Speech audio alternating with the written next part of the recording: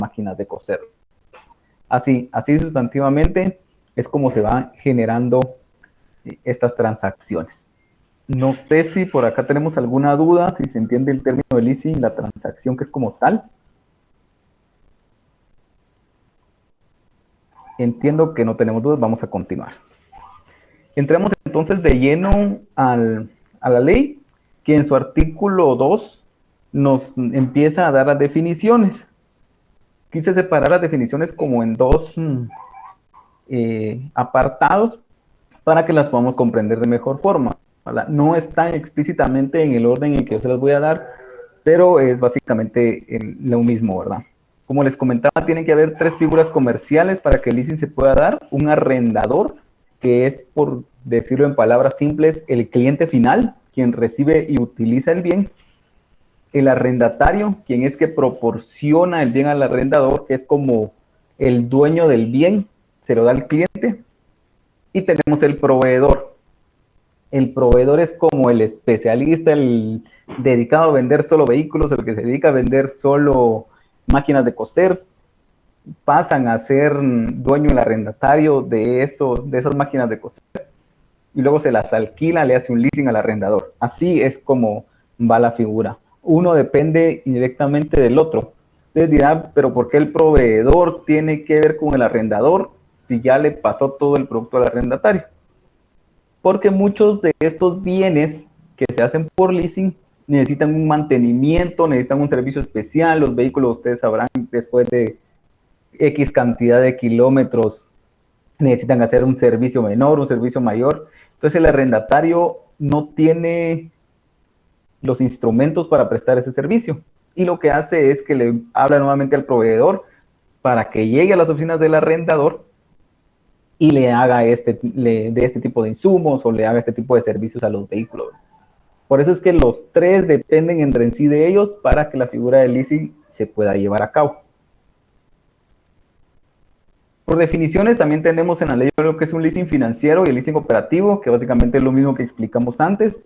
No hay diferencias como tal. El leasing financiero es con opción a compra, el leasing operativo es sin opción a compra. La renta o cuota es lo que determine en la transacción lo que se va a pagar mes a mes o cada 3 meses, lo deciden entre las partes. Y el valor residual. ¿A qué se le llama valor residual? En el leasing financiero, cuando se termina el tiempo del contrato, ese 25% que tenemos que pagar final para poder adquirir el bien es el valor residual. Digamos que nosotros ya pagamos el 75% de la maquinaria. Nos dicen que como estamos en un leasing financiero debemos de hacer la compra. Ese 25% restante sería un valor residual.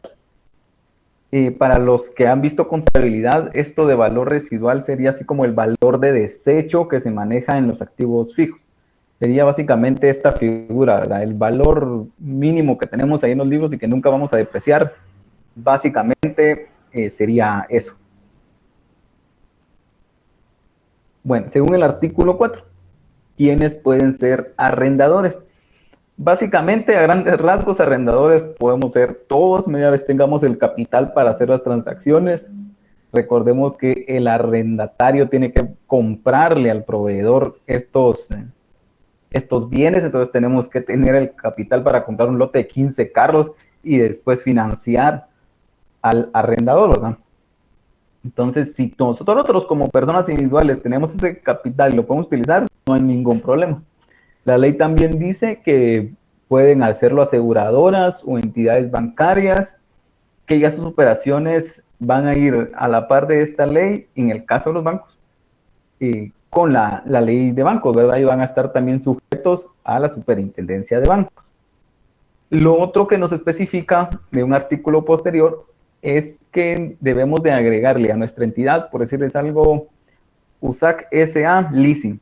Le tenemos que poner la palabra leasing para que se identifique de que el giro normal del negocio es este, ¿verdad?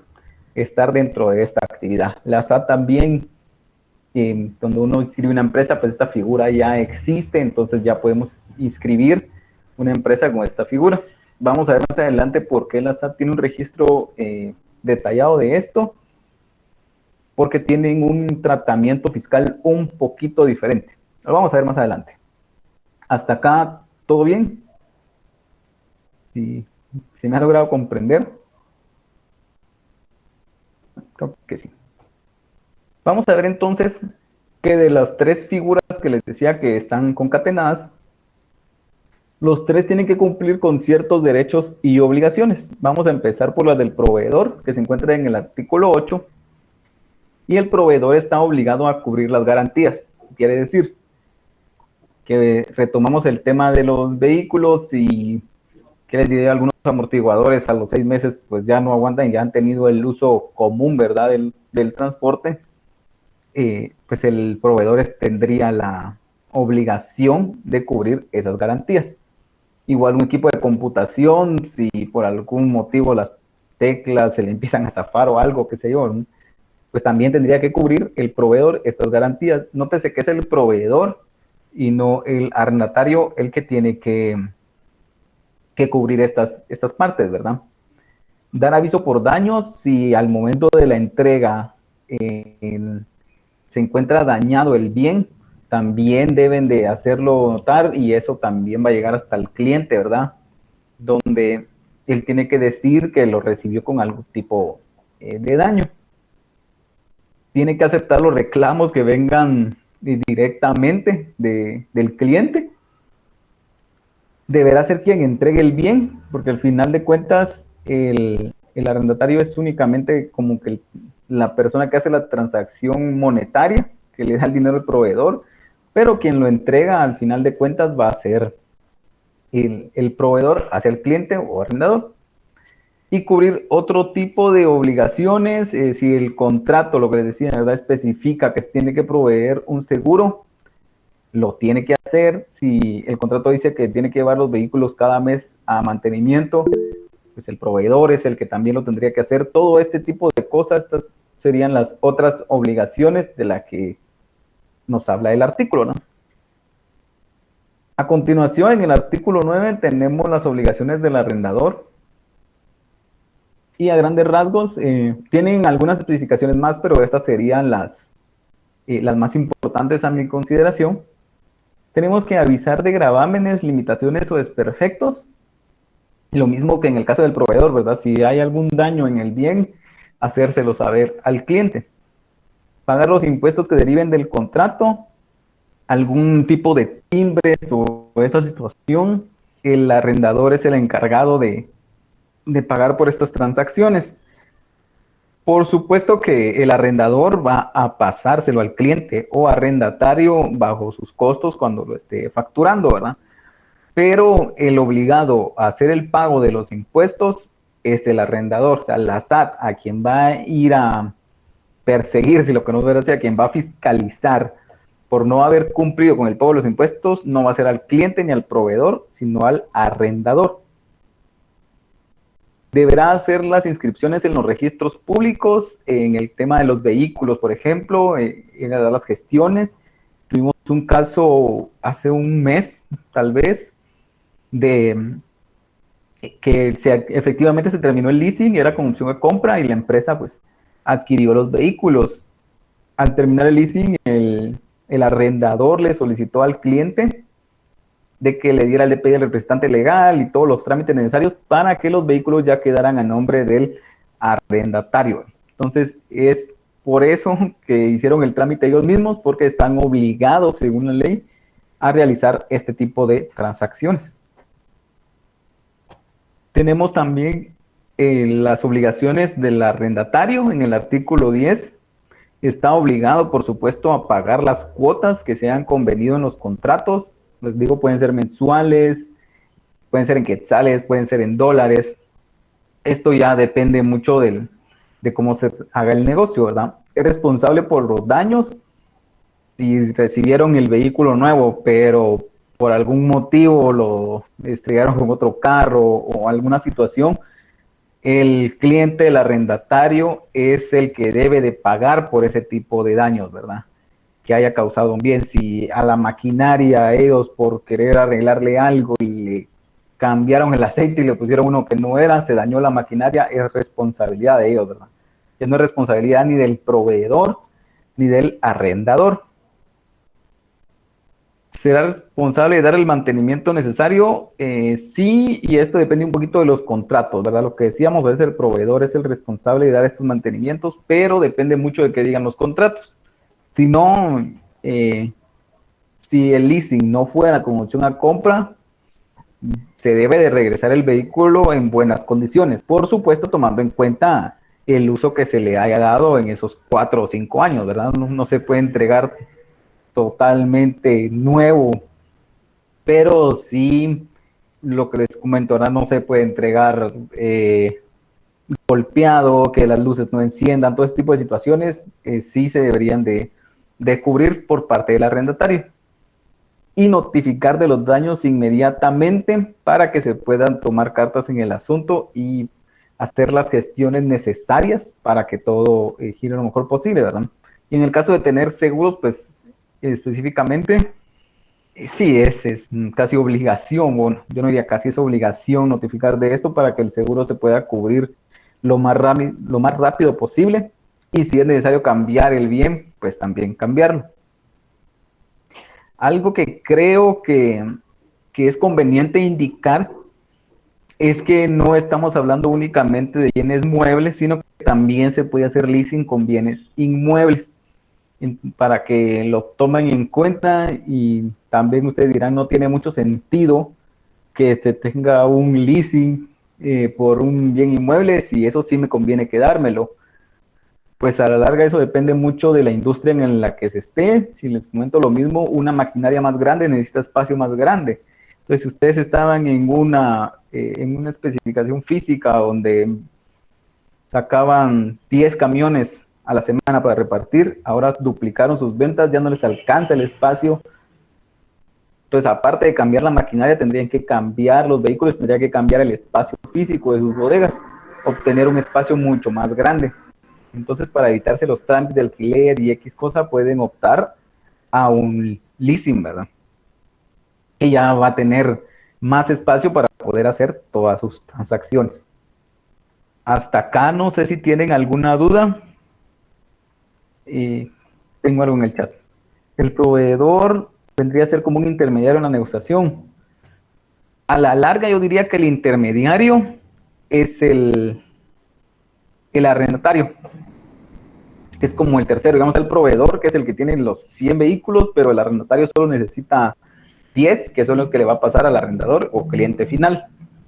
Entonces el arrendatario al final es, perdón, el proveedor, yo no diría que es un intermediario. El intermediario en todo caso sería el arrendatario, que es como el único que hace la transacción y pasa los bienes de un lugar a otro, y lo que hace es pagarle al proveedor para poder financiar al arrendador. No sé si quedó resuelta la duda. Creo que sí. Entonces vamos a pasar a la parte de la sección tributaria. Para serles franco, es una de las pocas leyes, si no es que tal vez la única, que tiene una sección de cómo tratar financieramente, tributariamente, las acciones que va a realizar. Por supuesto, las más comunes y las que no se encuentran en otra ley, ¿verdad? Esta, por ser una figura diferente de comercio, fue una muy buena idea por parte de los legisladores dejar este capítulo para orientar qué hacer en estos casos. Son, si no mal recuerdo, los artículos 32 al 9, y también, ¿verdad? Les puedo decir que se entienden de una manera bastante bien, intentaron redactarla bien. Solo hay que tener un poquito de nociones entre gastos deducibles y no deducibles. Vamos a intentar entonces explicar de una manera lo más clara posible para que me pueda dar a entender. Tenemos que de parte del arrendador, recordemos el arrendador es como intermediario, intereses y diferenciales como ingresos ordinarios por separado de las cuotas. ¿Qué quiere decir esto? Quiere decir que si en el contrato, por ejemplo, al final de cuentas se genera algún tipo de intereses, o por la compra, el contrato está en dólares y la generación de divisas de un lado a otro, y van a haber diferenciales, estos van a entrar no como rentas de capital, sino van a entrar directamente como ingresos normales del giro del negocio. Pero hay que crearle una cuenta o una subcuenta, si lo quieren ver así, en los ingresos, que esté separada del cobro normal de las cuotas. Es decir, estamos en los ingresos ordinarios, estamos en la parte del estado de resultados, donde tenemos 1.000.000 de quetzales por nuestras actividades normales, y estos intereses van a ir dentro de ese grupo, pero en una subcuenta que sea así específica, ¿verdad? Intereses, diferenciales, otros ingresos ordinarios, por ponerle algún nombre, 10.000 quetzales. Entonces, para que la SAT pueda identificar qué ingresó efectivamente por cuotas y qué ingresó por estos otros rubros, ¿verdad? También tenemos que debe registrar los bienes en su inventario, todos los vehículos, toda la maquinaria. Recordemos que un arrendador no puede, no tiene limitación para vender únicamente vehículos, para vender únicamente maquinaria. Todo lo que necesite prácticamente el arrendador lo puede ir comprando sin ningún problema, y para eso va a llevar un registro en el inventario. Básicamente su inventario va a ser eso. Así como hemos visto tal vez en alguna ocasión inventario de electrodomésticos, ¿verdad? ¿Qué les diré yo? Por decir un nombre, en Electra, su inventario van a ser electrodomésticos. Pues el inventario del arrendador por el giro del negocio van a ser todos los bienes que haya pasado a algún arrendatario. También está obligado a facturar cada mes la cuota pactada, bueno, cada mes o cada periodo que se haya acordado, y bajo esa cuota calcular el IVA. ¿Qué quiere decir? Que si nosotros facturamos 1.000 quetzales, calculamos sobre esos 1.000 quetzales el IVA. Si nosotros facturamos 10.000, sobre esos 10.000 el IVA, y así sucesivamente, ¿verdad? No vamos a calcular el IVA sobre el total del bien. Por ejemplo, el bien vale 1.000.000 y yo voy a calcular el IVA sobre 1.000.000 y se los voy a hacer cobrar en ese instante. No funciona así, sino que funciona a través de que cada mes vamos a ir cobrando un poquito de todo ese IVA que a nosotros nos haya costado la maquinaria en su valor original. Por su parte, el arrendatario, las facturas recibidas serán gasto deducible. Quiere decir que cada cuota que vaya pagando le van a facturar y lo vamos a meter como gastos en nuestros estados financieros, y vamos a poder deducirlo del ISR, que era lo que veíamos tal vez hace unos 15 días, 3 semanas, de los descuentos que podíamos aplicar a las ganancias del impuesto, ¿verdad? Los intereses y otro tipo de gastos también serán deducibles. Digamos, esto va acorde a la primera casilla del arrendador y la segunda del arrendatario, ¿verdad? Para uno es ingreso, para el otro es un gasto deducible. Como también lo está pagando y se supone que este tipo de gasto está siendo utilizado para generar una renta, por eso la ley nos permite deducirlo. Los bienes se pueden incluir al balance y amortizarlos. ¿Qué quiere decir esto, verdad? Que si nosotros tenemos ese vehículo por 100.000, cada cuota es de 1.000, por darles un número, entonces vamos rebajando cada mes, ¿verdad? De ese balance. 1.000 quetzales, 1.000 quetzales, en enero va a valer ya 99.000, y ahí 98.000, y ahí 97.000. Así es como se va amortizando. Se va a amortizar porque va a bajar el valor en el balance, pero vamos a distinguir la palabra amortización en este caso y depreciación. Van a ser dos conceptos distintos. Entonces, lo que va a hacer la amortización es que va a reflejarse un valor menor en el balance, pero no quiere decir que yo aparte de eso lo pueda depreciar. La depreciación, si lo queremos ver de alguna forma, representarlo en alguna figura, sería la factura que nos va a entregar el arrendador. Esa va a ser como nuestra depreciación. Y como les digo, en el balance lo único que vamos a reflejar es que ese vehículo cada vez va a tener un menor valor financieramente, ¿no? Tenemos también otras disposiciones. En caso del arrendador, si el activo está en su propiedad y lo contabiliza como tal, como activo, la depreciación la puede registrar según las tablas que vimos en el ISR, ¿verdad? En el artículo 28 de la ley de actualización tributaria. Para la maquinaria el 20%, para el equipo de computación el 33%, todo este tipo de porcentajes que nos explica la ley.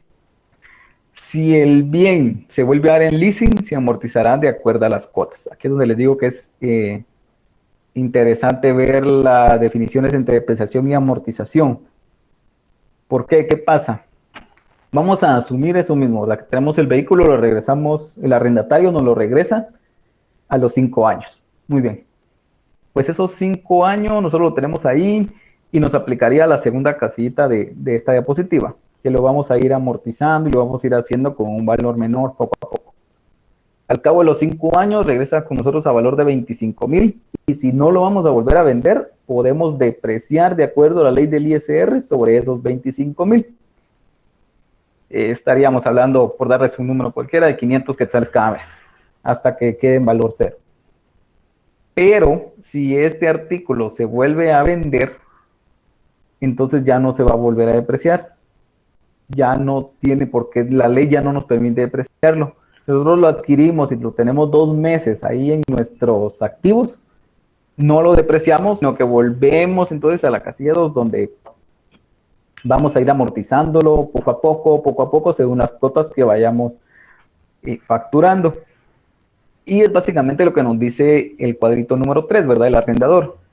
Si el bien se vende, ingresa al activo extraordinario y cualquier ganancia o pérdida a la hora de venderlo será tratada de acuerdo al ISR, ¿verdad? Si nosotros lo recibimos con un valor en libros de 25,000 y lo logramos vender en 35,000, esos 10,000 restantes van a ser parte de una ganancia de capital. Y si por el contrario lo vendemos en 15,000, la pérdida también va a aplicar de acuerdo a lo que estipula la ley del ISR. El arrendatario, por su parte, cuando sea con opción a compra, se podrá depreciar el bien después de haber pagado las cuotas. O sea, regresemos a la figura del arrendatario. Recordemos que si lo teníamos en el balance, lo podíamos amortizar. Después de los 4 o 5 años, nos va a quedar el bien por un valor de 25,000. Y a partir de que se haya concluido el contrato, vamos a empezar a depreciar el valor del vehículo sobre esos 25,000. No sobre el monto original, sino únicamente sobre los 25,000. Y ahí vamos a depreciar de acuerdo a lo que nos estipula la ley del ISR hasta los máximos permitidos, ¿verdad? Hasta acá es lo que yo les quería platicar. ¿Cuál sería la ventaja entre un arrendamiento operativo y un leasing? Denme un momentito, ahorita les respondo, Lubia.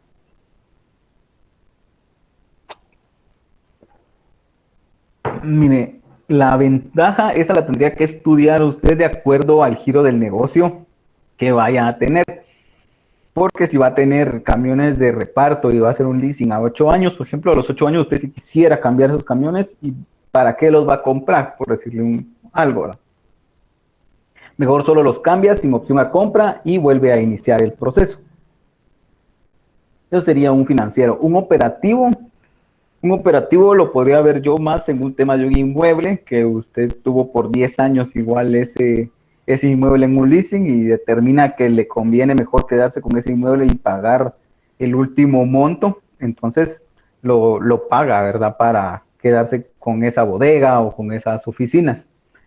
Realmente, si hay una ventaja o una desventaja, lo tendría que ver desde el punto de vista del giro del negocio en el que usted esté operando. No sé si le quedó claro por ahí. Si todo está claro, le dejo la palabra a Sharon. Sí, gracias por su atención. Buenas noches, compañeros. Miren, yo les voy a hablar como de una forma general lo que dice la NIF 16, que es la norma de información financiera respecto al tema de arrendamientos. Lo que hablaba Ever, pues la ley de leasing aquí en Guatemala es algo nuevo. Sin embargo, en el tema NIF, pues ya la NIF ya tiene un par de años de estar, de que la pusieron en vigencia. Ok. Bueno, entonces, como conceptos generales, pues ya algunos ya los había dado Ever. Un activo en derecho de uso va a ser un activo que está arrendado. Y tal vez otro tema bueno, yo creo que la mayoría de conceptos pues ya se los compartió Ever. Ok, entonces en forma general, la norma va a establecer la medición de la presentación de la información. ¿Por qué? Porque al final, en relación a las normas de información financiera, son normas que ayudan a los auditores a revisar los estados financieros. Entonces, esta norma les va a ayudar a establecer qué información van a colocar en el informe o en el dictamen al momento que ellos auditen bajo esta norma. Entonces, el objetivo de esta norma entonces va a ser la medición de la información, también proporcionar información tanto de los arrendatarios como de los arrendadores, y esta norma también nos va a estipular los términos y condiciones que se deben establecer en los contratos de arrendamiento. Entonces, hay algunos casos en donde no aplica esta norma. Por ejemplo, el tema de la explotación de minerales, el tema de petróleo y gas, recursos no renovables, activos biológicos, acuerdos por concesión de servicios, licencias de propiedad intelectual o activos intangibles. ¿Por qué? Lo que pasa es de que no se puede como arrendar este tipo de activos porque estos activos tienen como cierta vida útil, digamos, o que se puede agotar. Es por ello de que no pueden arrendar el tema del petróleo porque obviamente se va a consumir, o el tema de activos no renovables porque fijo esos activos llegan a un fin en donde ya no van a poder continuar. En cambio, en el tema de arrendamiento, por lo que explicaba Ever, un ejemplo de un vehículo, aunque la ley del impuesto sobre la renta nos diga que un vehículo se deprecia en 5 años, si ustedes el vehículo pues dan su mantenimiento y lo tienen como bien cuidado, entonces este vehículo puede llegar a durar hasta 15, 20 años, y actualmente, si ustedes se dan cuenta, nosotros guatemaltecos pues tenemos vehículos por varios años. Entonces, por eso es de que más que todo este tipo de normas se va a dar para bienes que sí tengan una vida útil extensa y no necesariamente que se limite a ciertos porcentajes. Obviamente, pues la ley del IES restablece porcentajes porque si un vehículo, pues obviamente tal vez un vehículo de reparto o alguien que trabaje en el tema de ventas, el vehículo pues se va a movilizar y todo eso, entonces va a tener una depreciación, un desgaste, y es por eso que la ley del ISR le da de vida útil a un vehículo 5 años, porque es como que la vida óptima de un vehículo. Entonces, por eso es de que para esta norma hay excepciones. Ok, entonces, ¿cómo determinar si hay un acuerdo o contiene un arrendamiento? En primer lugar, el cliente tiene derecho a obtener la sustancia de todo, o sea, todos los beneficios económicos tienen que estar por escrito y tiene que establecer un periodo. Si esto no está, no aplica arrendamiento. También el cliente del proveedor o las partes tienen derecho a dirigir cómo y para qué propósito se va a utilizar el activo. Por ejemplo, si hablábamos de algún vehículo de montacarga o algo así, ¿verdad? Entonces, quien lo está arrendando tiene que decirle al arrendador, mire, lo voy a utilizar para esto y lo otro. Entonces, el arrendador, si está de acuerdo con ello, tiene que estar en el contrato, y entonces se aplica un tema de arrendamiento. El cliente tiene derecho a operar el activo durante todo el periodo de uso, sin que el proveedor tenga derecho a cambiar esas instrucciones de operaciones. Entonces, si ya se estableció en el contrato qué va a servir el activo, cómo es que lo van a utilizar, entonces el proveedor ya no puede como que echarse para atrás y decir que ya no. Tiene que permitir que el cliente utilice bajo las condiciones del contrato el bien que se está arrendando. El cliente, el diseño del activo o aspectos específicos del activo, de una manera que predeterminada cómo, para qué propósito se utilizará el activo durante el periodo de uso. Entonces, si esto está estipulado en el contrato, sí aplica arrendamiento. Si no, o sea, todo el diseño, como les decía, las especificaciones o para qué sirve dicho activo, si no está en el contrato, no aplica un contrato de arrendamiento. Entonces, si cumple con todos estos requisitos, sí es un contrato de arrendamiento, de lo contrario, no aplica para un contrato de arrendamiento. Entonces, esta norma nos va a apoyar a identificar si es contrato o no. Entonces, al inicio del contrato se va a establecer, es contrato de arrendamiento, el periodo por el cual el activo va a estar en arrendamiento y la separación de los componentes de un contrato. Cuando hablamos de la separación de los componentes es de que el contrato tiene que estar bien separado en secciones entre las obligaciones del arrendatario y del arrendador, para que se pueda estipular que efectivamente se aplica un contrato de arrendamiento. Entonces, el plazo del arrendamiento va a estipular si es con opción ampliar el periodo que se va a arrendar, si vamos a tener modificaciones, si en qué periodo va a finalizar el contrato. Entonces, toda esta información tiene que estar detallada en el contrato de arrendamiento para que éste cumpla con todos los requisitos que establece la norma. Si no está, como les digo, todo detallado, entonces se rompen los requisitos que establece la NIF 16. ¿Cuándo va a aplicar una tasa de descuento? Una tasa de descuento va a aplicar cuando en el contrato, digamos, se establecen ciertas normas, pero se modifican. Al modificarse, entonces ya no, tal vez no se va a pagar el mismo monto del bien por el cual se está arrendando. Entonces, esta tasa de descuento va a aplicar cuando hay un cambio en el plazo del arrendamiento, cuando hay un cambio en la evaluación si el arrendamiento es razonable o no, o sea, una modificación en relación a la contabilización del arrendamiento. Entonces, puede que se registre una tasa de descuento cuando hayan modificaciones en el contrato, siempre y cuando ambas partes estén de acuerdo en dicha modificación.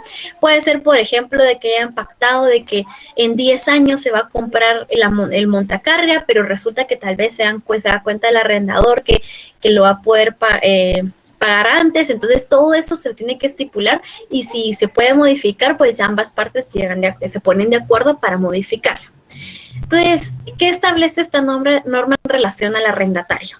El arrendatario en su activo va a registrar el activo por derecho de uso, considerando un futuro costo del activo que está arrendando. Va a estimar los costos vinculados con este activo que se está arrendando y la obligación y consecuencia de los gastos. Por ejemplo, si digamos de que está arrendando un vehículo que le sirve para, no sé, tal vez un vehículo reciente que le sirve tal vez para transportar personas, pero digamos de que necesita futuro blindarlo y todo eso, entonces todo eso lo va estimando para ver si va a formar parte o no del activo y lo tiene que considerar, y en su pasivo va a reconocer pues el pago del arrendamiento, la tasa incremental por el préstamo del arrendamiento y también los pagos fijos o variables dependiendo de lo que se encuentre establecido en el contrato de arrendamiento. También, entonces, en el modelo del costo que va a registrar el arrendatario, va a estipular el tema de la depreciación acumulada y las pérdidas acumuladas por el deterioro del valor. Va a ajustar cualquier tema que pueda variar la medición del pasivo, la depreciación por uso del derecho de uso, esto con base en la NIC 16 y en la NIC 36. También se transfiere la propiedad del activo al arrendatario al fin del plazo y la depreciación por vida útil o financiación del arrendamiento. Todo esto tiene que estar estipulado en relación al modelo del costo. La medición posterior en relación al pasivo. Entonces, el pasivo también tiene que medirse. Así como se mide el costo, o sea, como que el valor que va a tener en sí el activo, también se tiene que medir el costo. El pasivo, que va a ser como que la cuenta por pagar, ¿verdad? Entonces, en la medición del pasivo se tiene que evaluar el incremento o reducción del importe en libros, se considera un interés por el arrendamiento, que esto es muy importante, y si va a haber una nueva o no evaluación del pasivo, que digamos, por lo que hablamos anteriormente, se haga una modificación con el contrato que incremente o no su valor, entonces todo esto tiene que estar considerado en la medición posterior del pasivo por arrendamiento. Algunas modificaciones que podemos mencionar que dice la norma en relación al arrendamiento es cuando se incrementa el alcance del arrendamiento añadido en los derechos de usar uno o más activos. Puede ser tal vez algún ejemplo que les pueda dar, si podemos hablar tal vez de un tráiler que digamos de que ustedes están arrendando el cabezal y de repente con la misma compañía pues ya van a arrendar la parte posterior del cabezal. No sé el nombre, ¿verdad? Pero es ese tema de que ya sería como una adición a su activo. Entonces, todo esto pueden ser futuras modificaciones al contrato. Y la contraprestación por el arrendamiento se incrementa por un importe acorde al precio independiente del incremento del alcance. Entonces, esto va a depender si hay o no modificación en el contrato. Y como les digo, va a depender también, por ejemplo, lo que estábamos viendo ahorita, si se adiciona o no alguna parte o más activos al contrato. Puede ser también que ustedes hayan arrendado 5 vehículos y por temas de que tal vez la industria creció, van a arrendar otros 6 más. Entonces, con la misma entidad, pues van a modificar el contrato. Perdón, y todo eso es lo que va a modificar también su contrato de arrendamiento. Para la presentación, entonces, del contrato de arrendamiento, van ustedes a separar los activos y pasivos. Eso tiene que estar detallado, revelar las partidas en caso que haya una unión entre el pasivo y el activo.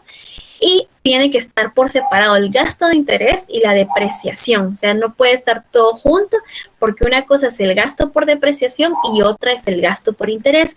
Entonces, esta norma establece que tiene que estar el gasto por separado al momento que lo registren contablemente. ¿Cuál es la información que se tiene que revelar también en relación a esta norma? El cargo por depreciación. Ustedes tienen que establecer cómo es que van a registrar la depreciación. El gasto por interés, que ahí pues se va a establecer una tasa de interés que tiene que estar pactada en el contrato. El gasto por arrendamiento, que esto es muy aparte en relación al activo, y también el ingreso del subarrendamiento. Pues si en el contrato está detallado de que ustedes pueden subarrendar el arrendamiento, entonces esta información tiene que estar revelada.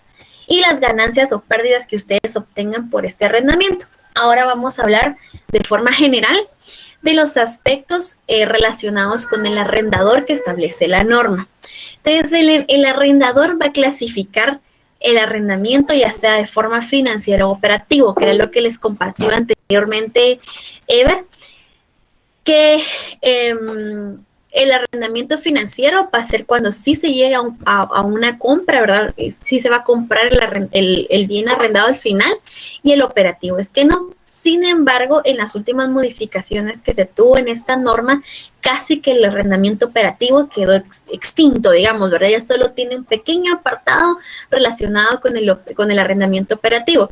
Entonces, ¿qué es lo que quisieron como que establecer con esta modificación? Es que están como apoyando a que prevalezca el arrendamiento financiero con el objetivo que exista la compra al final.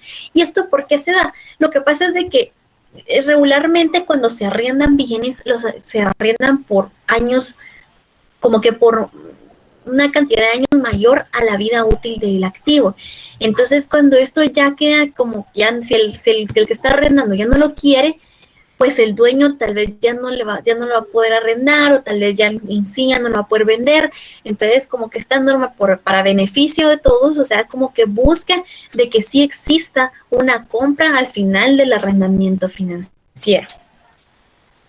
¿Cómo se puede identificar un arrendamiento financiero? Entonces, el contrato va a detallar que tiene que haber una opción a compra, que se cubre la mayor parte de la vida del activo con el tema del pago del arrendamiento, que los pagos tienen que ser equivalentes al valor del activo, que el activo no puede tener modificaciones en sí el mero activo. Por ejemplo, si hablábamos del tema del vehículo, si ustedes lo quieren blindar, lo van a blindar hasta después, no antes, sino que hasta después de que ya sean los dueños del vehículo.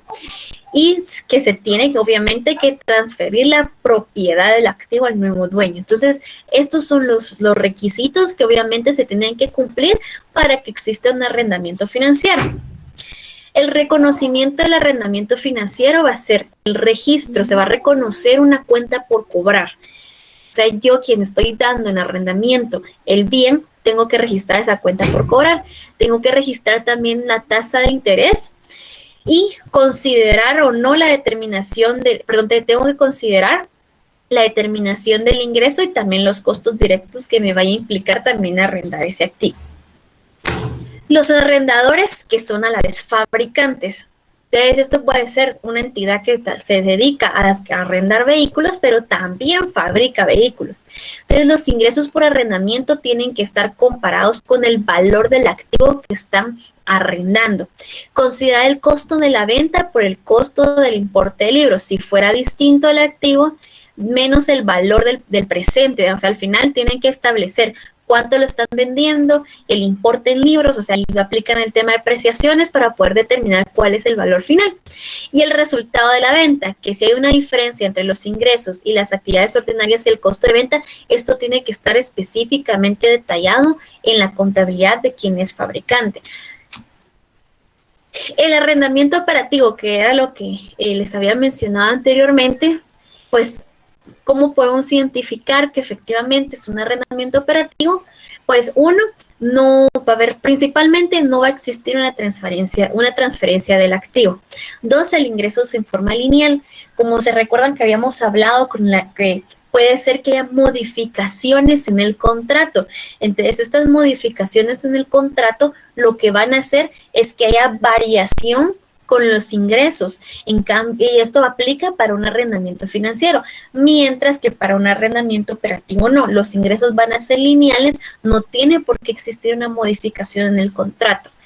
Si es fabricante, no va a reconocer ningún ingreso por venta, porque obviamente, como es un arrendamiento operativo, no va a vender el activo al final del arrendamiento.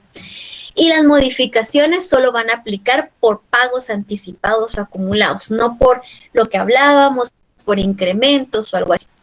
Entonces, miren, aquí es un ejemplo que les voy a mostrar, pero es como muy general, tal vez no lo vayan a entender mucho, pero es en relación a la medición del contrato de arrendamiento. Entonces, aquí pues se establece un alquiler mensual de 3,900, se establecen 22 meses de arrendamiento por una tasa anual de 3.54, una mensual del 2.90%, 0.290%, o el valor presente, que va a ser como el valor que tiene actualmente el activo que estamos arrendando. Y un incremento, o sea, aquí están estableciendo una modificación, que ahí es donde va a variar el tema de la tasa de descuento, del 2%, que esto dice que va a ser al finalizar el 10º mes. Entonces, ¿qué vamos a hacer? Se va a reconocer una obligación y un valor del activo al final. Entonces, aquí si ustedes se dan cuenta en el ejemplo, contablemente vamos a reconocer la obligación, que es lo que vamos a ir pagando, y conforme el activo va disminuyendo, mi activo va incrementando, para que al final se reconozca el valor del activo ya en mis estados financieros como futuros dueños del bien que estamos arrendando. Entonces, contablemente, pues se va a reconocer el activo por derecho de uso y el pasivo, por el arrendamiento que vamos a desembolsar, ¿verdad? Por este bien que estamos arrendando. Entonces, esta fue como una forma muy general de la norma de lo que establece la NIF 16. Voy a ver si ustedes tienen consultas. Vamos a ver. Ok, ya aquí Ever había contestado. No sé si tienen alguna otra consulta en relación a la NIF 16 o al tema que impartió Ever, que fue específicamente la ley de leasing. Bueno, chicos, si no tienen otra consulta, este tema es un poquito complejo, porque la ley hablando de la ley de leasing, la ley es nueva, no tiene mucho de que fue publicada, y las normas de información financiera, pues, no sé si aquí hay contadores que manejen bien todo el tema de las normas, pues es un poco complejo entenderlas por tanto concepto que tienen, y la comparación entre lo fiscal y lo financiero, pues la verdad que no es tan fácil realizarlo, porque obviamente las normas pues a veces tienen holgura o permiten hacerse esas dos cosas. Por ejemplo, el tema de las depreciaciones, pues las normas le permiten a ustedes aplicar un monto mayor de depreciación, o por ejemplo el tema de una reserva, si no estoy mal, de inventarios, que eso también está en las normas, mientras que fiscalmente no podemos reconocer una reserva de inventarios. Entonces vieran que este tema es bien bonito, pero las normas son bien extensas y poder como que aprenderlas todas, créanme que es algo como que muy bueno para un auditor. En el tema de los abogados, creo que ustedes no ven el tema de las normas esas de auditoría. No sé si hay algún abogado aquí presente que quiera compartir, si pues, en su experiencia ha podido verlo. Luvia, que levantó la mano. Sí, buenas noches, licenciada. Disculpe con otra consulta. Por ejemplo, digamos, yo estuve en un caso de una empresa que vendía vehículos, pero en una ocasión compraron una cosechadora y esa la tenían facturada, la facturaban cada mes como leasing. Ahora yo me pregunto ahora cómo están los regímenes. Digamos, esa factura que estaba como leasing, que no era del giro habitual de la empresa, tendría que estar como ganancias de capital. Ok. Para que les aplique el tema de la ley de leasing, tienen que cumplir los requisitos que les comentaba Ever, que se van a tener que registrar ante SAT específicamente para prestar ese servicio. Si no es así, si el giro de la compañía no era el tema de este arrendamiento, entonces aplica pagar ISR sobre rentas de capital, porque no era su giro, no es su giro, entonces no puede pagar ese ingreso que obtenga bajo la categoría de actividad lucrativa. Sí tendría que ser sobre rentas de capital. Les voy a comentar también, ahí aprovechando la consulta de Luvia, solo quiero confirmar, Luvia, si le quedó un poquito claro antes de tocar otro tema. Sí, licenciada, me quedó claro, gracias. Con gusto. En la práctica se ve, por ejemplo, que una compañía tenga una bodega y esta bodega pues no la está utilizando y ellos tal vez se dedican a la fabricación de zapatos y tengan una bodega que por X motivo pues no le dieron uso, entonces la van a arrendar. Pero este arrendamiento es constante. Ya tienen tal vez esta compañía 2 años de estar arrendando. Entonces, algunos contadores tienen la práctica de decir que como ya es constante, ya es como del giro de la compañía este arrendamiento, ya no lo reportan como un ingreso grabado a rentas de capital, sino como un ingreso a actividades lucrativas. Entonces, se puede defender que como ya es un ingreso mensual, ya es constante, ya forma parte del giro de la compañía.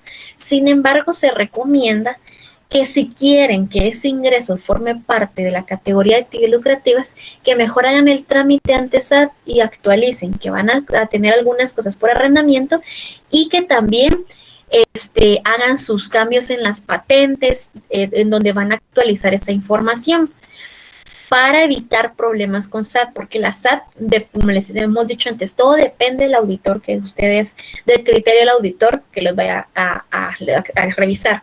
Algunos auditores van a decir, no, al final ese ingreso es constante y es del giro, no hay problema, pero algunos auditores van a tomarlo como que no, y entonces corren el riesgo de que les ajusten ese ingreso que reportaron como rentas de capital y los obliguen, que reportaron como rentas de actividades lucrativas y los obliguen a que lo presenten como rentas de capital. Entonces, lo mejor es, si van a tener ese ingreso, mejor que actualicen toda su información ante las entidades competentes con el objetivo de que no tengan ningún inconveniente ante SAT.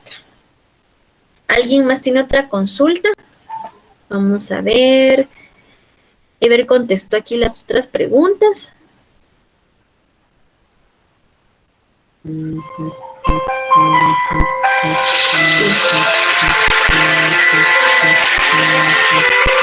Bueno, permítanme un momentito.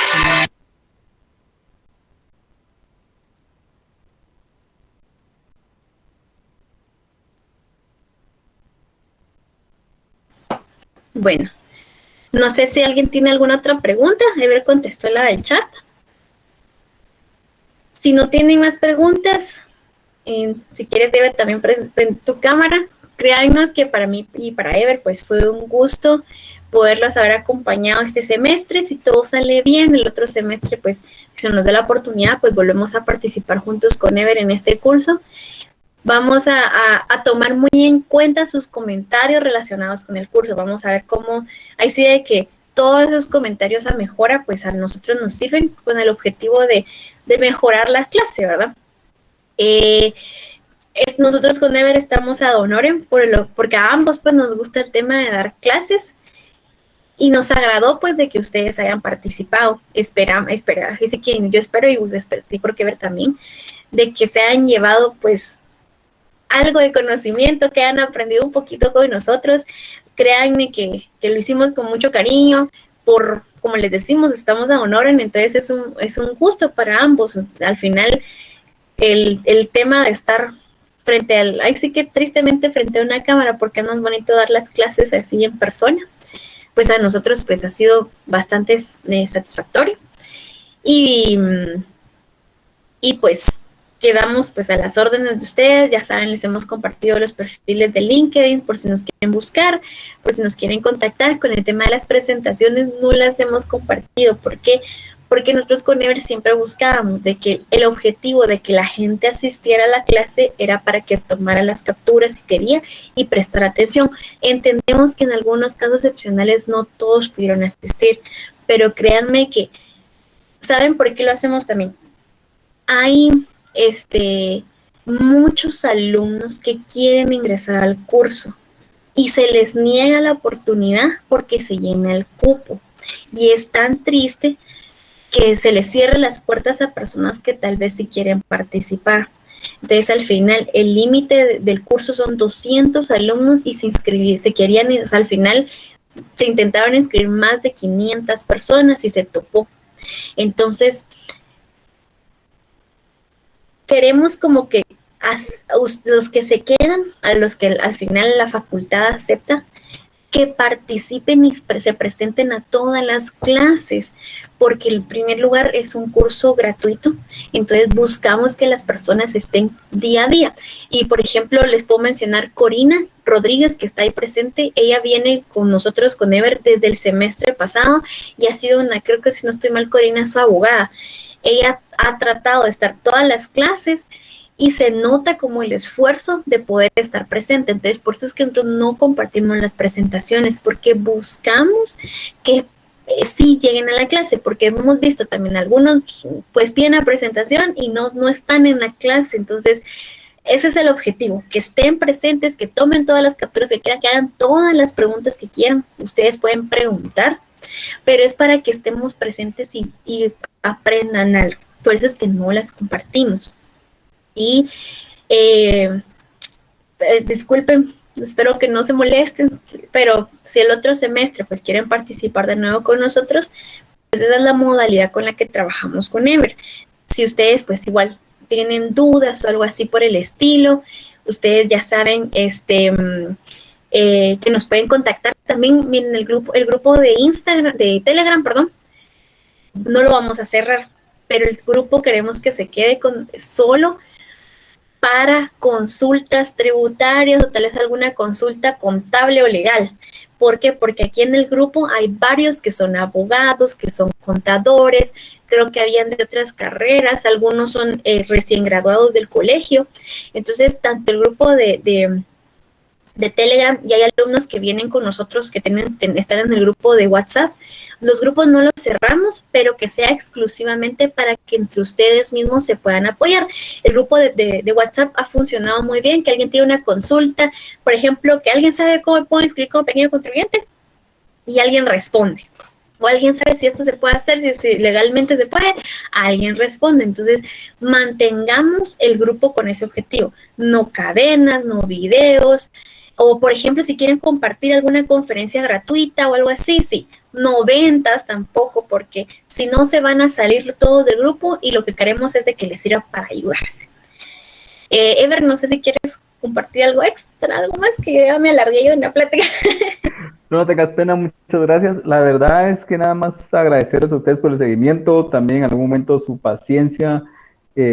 Sí es a veces un poquito complicado tener que explicar algunas cosas en una hora, pero como decía Sharon, lo hacemos con la mejor intención, con la salvedad de que tal vez dejamos algunas cosas en el camino, pero verdad, créannos que lo hacemos lo mejor posible, intentando que todos puedan comprender y que vayamos adelante, ¿verdad? También incentivar esa parte de ustedes que se investigar tal vez un poquito más. Como decimos, por ahí teníamos algunos comentarios de que las clases duraran más o que fueran más clases por semana.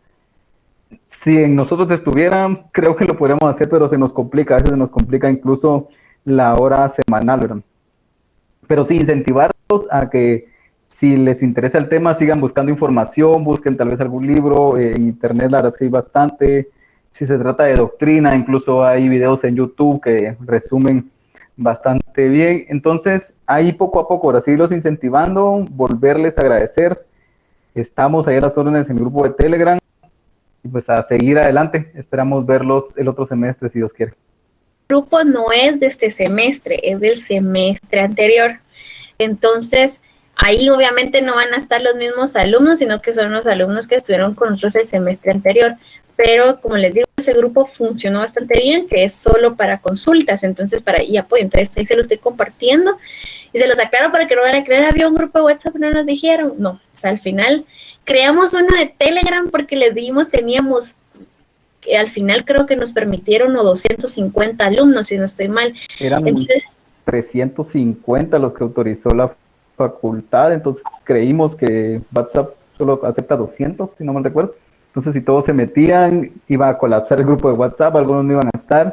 Telegram creo que acepta hasta 1000, entonces por eso fue que decidimos trabajarlo en esa plataforma.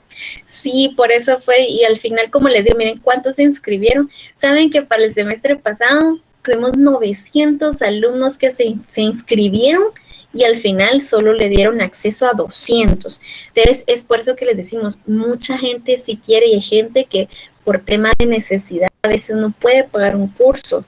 Entonces, quitarle la oportunidad a personas que sí quieren aprender, es por ello que nosotros también les exigimos un poquito, porque miren, no les exigimos que saquen todas las respuestas buenas, no les exigimos que nos entreguen trabajos grandísimos, porque no, o sea, al final nosotros calificamos que sí entreguen la información y que asistan, porque no les podemos exigir a un abogado que sepa al 100% de registros contables, alguien recién graduado o a un auditor que en realidad no ha ejercido como auditor. Y como el curso es gratuito, también nosotros buscamos la manera que aprendan, no castigarlos.